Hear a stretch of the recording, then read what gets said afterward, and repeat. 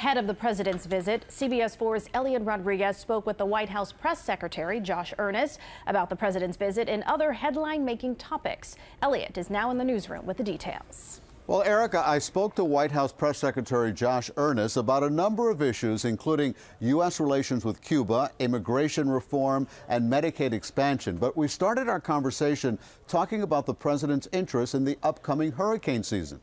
The president decided that this year he felt like he should just go ahead and travel to the National Hurricane Center, where he could get an in-person briefing on the expected forecast for the hurricane season. The president's briefing will take place tomorrow when he tours the National Hurricane Center in West Miami-Dade.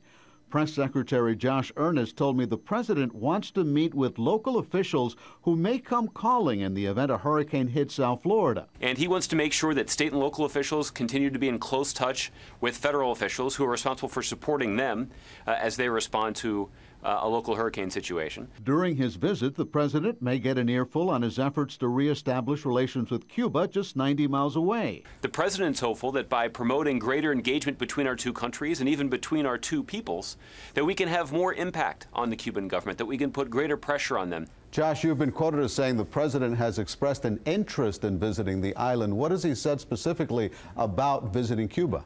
The president would like to have the opportunity to travel to Cuba. I don't know if it's going to happen before the end of his presidency, but he certainly would enjoy the opportunity to visit the island and to visit Havana and visit the people of Cuba. Josh, what happens to immigration reform now that the president's executive actions have been blocked by the courts? Well, Eliott, there are some additional legal steps that we're going to pursue. We believe in the power of the legal arguments behind the president's executive action. Earnest also blasted Florida lawmakers for not accepting Medicaid expansion. Because Florida Republicans are much more interested in scoring political points, they've actually blocked this Medicaid expansion that would, without costing the state of Florida a dime, actually brought affordable, quality health care coverage to hundreds of thousands, we think even up to 750,000 Floridians.